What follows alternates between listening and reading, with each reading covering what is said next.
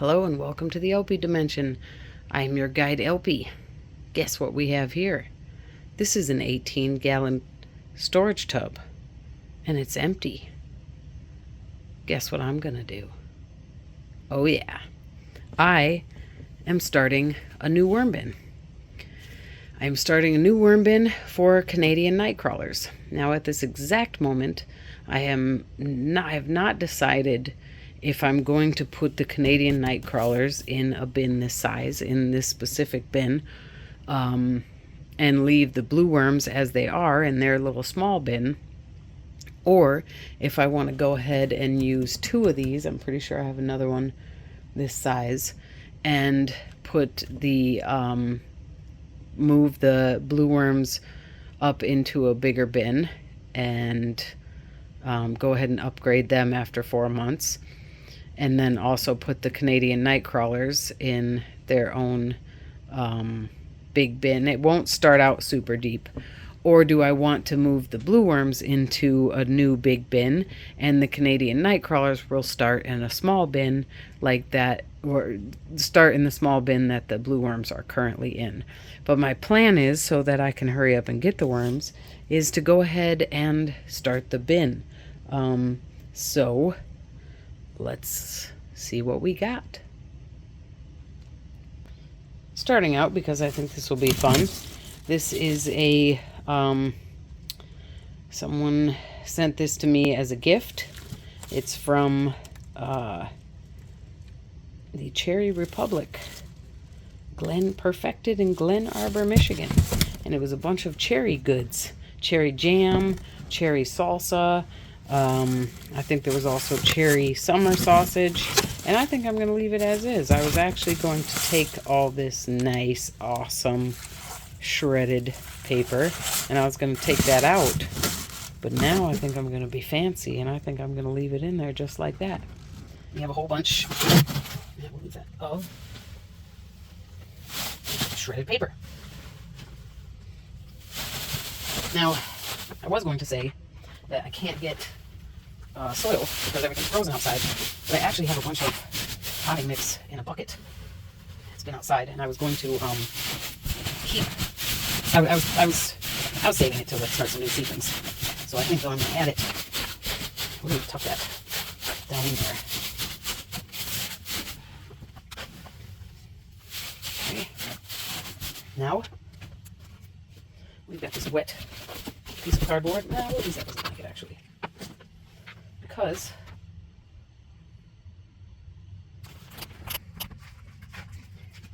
we're going to put persimmons. Pita. That's it. Because nobody's in this bin. But this is what I want to do. The shiny stuff you see, that's vermiculite from potting soil. I am going to put persimmons. I'm starting this bin off with food. These persimmons have already been frozen. And the pita, break that up. And mix that in here along with the persimmons. We're not going to do that pita. This is to get the microbes going, and it is more than we need. Just mess that in there. Okay. Now, as a peat pot that we're going to put in here, we're going to add our dry mix, as though this is a feeding zone. We're going to add the dry mix. This is azomite, rock dust, DE, maybe some oyster shell. I can't remember if there's any left in there. Kelp meal and neem cake. Okay. Then, I don't like those, so I'm not going to use those anymore. Those are little peat pots. That's from my hyssop outside. Here's a little peat pot. Oops, and now we have snow leaves that were still on my back porch. This is also some pine, technically leaves. Needles, that's the word. But since we don't have any worms in here, I'm just going to let the snow melt itself down. Now, is it possible for there to be organisms, worms, in the snow, or these leaves? Yes. We'll find out in due time, won't we? I'm not Not overly worried about it. Okay, now you noticed I didn't do anything to dry. I think that's, what the heck is that? Is that plant matter? I don't think that's hair. Creature hair. Could be like milkweed. Could be creature hair. As long as it's not synthetic, we're okay. But hold on. More snow that's been inside for several hours. This is not propped up properly. It's been melting. Now this clump of snow should be more than enough to thoroughly soak this bin. In fact, I expect that we will need to add more dry matter to the bin by the time that's melted. So, we're like making a cake.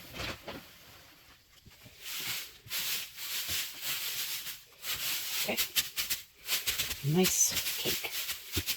And this is how I've created the new bin. There is food in there that's going to help feed the organisms. I've never used snow like this before, but snow is good. And yeah, today is the 17th of January. I don't need a bubble mailer yet, but we'll go ahead and, actually I think there's a piece of tape on there. This is a blanket. It's from a blanket. We'll just call this, this is our blanket. Our worm blanket, even though we don't have worms yet. Blanket. It's ultra warm and stylish. I'm going to sit for at least 5 days before I introduce the European Nightcrawlers into it. And in that time, I'll show you that I will add some soil. I think the our Canadian, I keep saying European, the Canadian Nightcrawlers I think will appreciate even more soil in their bin. So that's what I'll be doing. But awesome. So there you go. I'm starting another new bin. I know it's only been 4 months since I started the last new bin with the blue worms, but I couldn't help myself. At the end of the year, I was like, oh, I'm going to have an end of the year announcement, New Year announcement, and I didn't. And I'll tell you quickly, did I already? Anyways, I was going to get African Nightcrawlers. In fact, I ordered a pound of African Nightcrawlers, and then I just got to thinking that I don't know if that's a responsible move, and no judgment to anyone else, but I got to thinking about those Asian jumping worms, and I'm like, is it a good idea to introduce African Nightcrawlers? I mean, I know that the blue worms are Indian blue worms, Malaysian blue worm. They're a tropical worm. So technically they're already out there, and maybe that could be irresponsible of me, but that damage is already done if they do damage. And I don't know that African Nightcrawlers do damage anywhere, but they are a much larger species, and they're a tropical species. And I did some research, and the research that I found said that it's not a concern that they would become invasive because they're tropical and therefore they wouldn't be able to survive the cold. However, I do know that cocoons, a lot of composting worms, they don't survive the freeze. I've seen them survive. Mind you, my very first year, so that actually would have been 2021, after that first winter gardening, in bed 1, I mulched it with leaves, and in the spring I pulled the leaves back and found worms under there. So there were worms in the soil, and that bed's not more than 12 inches deep. But I've always heard that even if the adult worms, the worms themselves don't survive, their cocoons will survive. And we know that to be true with the Asian jumping worms. I don't know if they're considered a tropical worm, but they definitely survive the winter here. So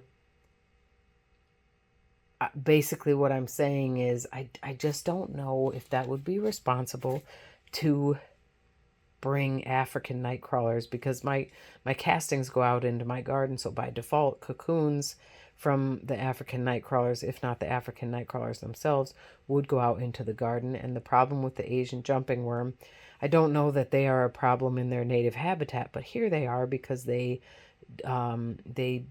degrade the soil by breaking down the organic matter faster than it is replenished.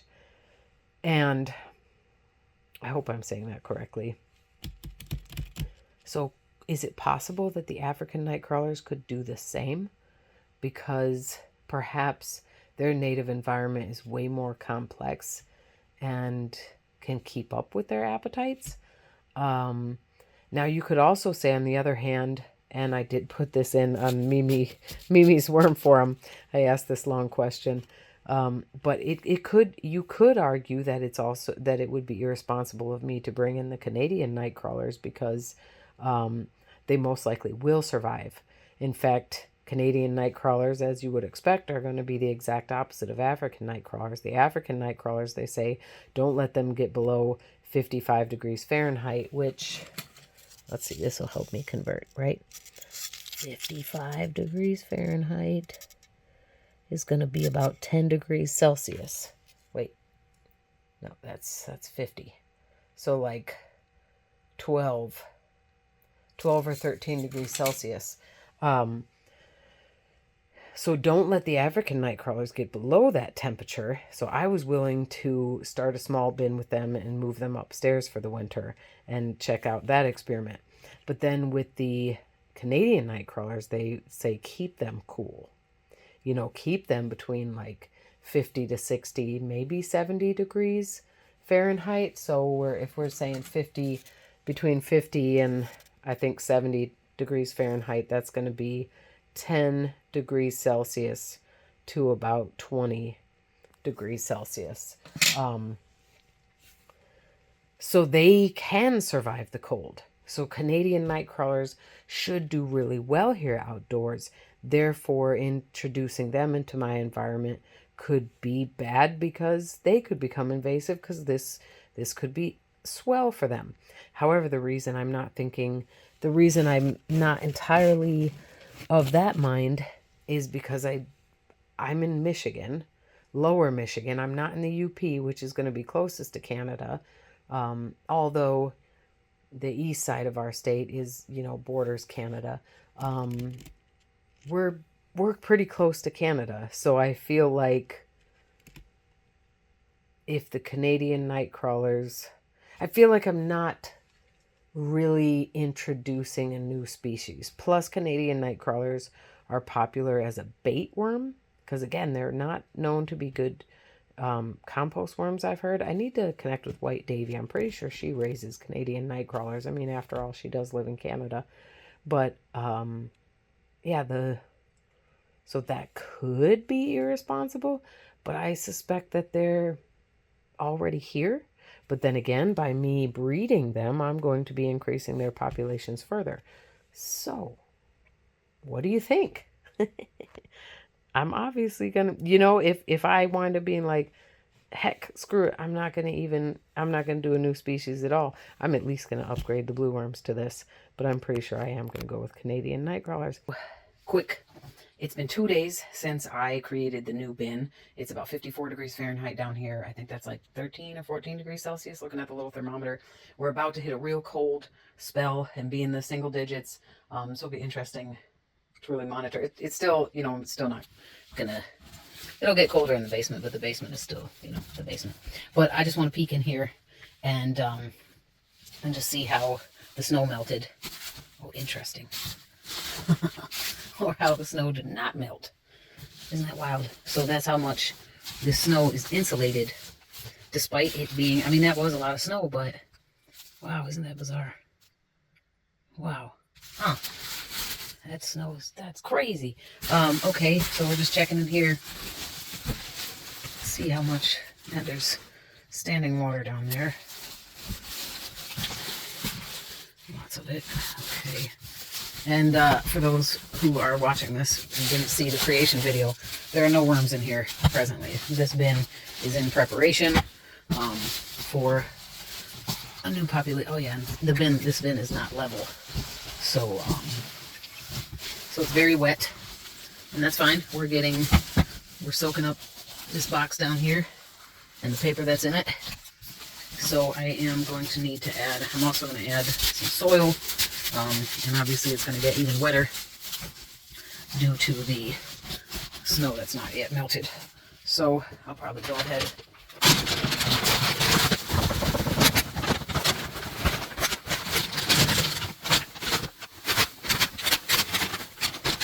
and add even more. Okay, we'll add even more paper. And I'm going to go ahead and tuck this in so that it'll start absorbing the moisture. All right. And yeah, so there's no worms in this bin yet. And we're going to wait for a week until we add anybody to it. So stay tuned to see who we decide to add in here. And there are no worms in here currently. Tomorrow, Friday, today's the 23rd of January, 2025. And tomorrow it'll have been a week since I first started this bin. 2 days after I started it, I came and checked on it. I had added snow, and I found 2 days later, maybe I posted that, or maybe I'm putting it in with this video, that there was still snow in here, which is amazing because it's at least 50 degrees down here. It's like the paper had insulated it, and there was a lot of water in here still from all the snow and water that I added. So I added even more paper, and there's still water over on this side, which means on the other side, there's going to be even more water. Really need to remedy that because I'm going to go find me some worms. They're going to be bait shop type worms. And so I got that fruit box down here. Has a lot of water. I'm being really stubborn about dumping it out. You see that I don't have that much material in the bin. So I'm just going to have my paper. It's not very much right now. And this is stripped paper as in I tore it in strips. That's a lot of it. It's a lot of it. See tomorrow when I go to the worms. And so what I'm going to do is I'm going to jam that down there. But then when I bring the worms in, I still need to add potting mix soil. I've got a bucket outside that's got some in it. But okay, I think this is going to be the trick. I will fluff it when I get the worms, and we'll see if I can find coffee grounds tomorrow. So this stuff is super wet, and I'm curious. I did put some food in here. I put some pita and some, mainly right now I'm just trying to feed organisms. Put some dry mix and some persimmons. Oh yeah, there's shredded like packing paper down there. So maybe we'll go ahead. And I did add my dry mix, did I just say that? When I created this bin. So, this is a little peat pot that I decided to put in whole. Okay, well, this is super duper wet. And I'm expecting to be able to wick up that moisture with all that paper I just added, and I have more paper where that came from, so if we have to, you know that I will add more paper.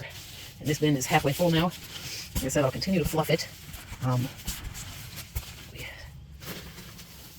Actually, I'm going to stop adding paper for now, and next time, I'm sure I'll discover that I should still add some more carbon, and I think I'll go for cardboard from here on out.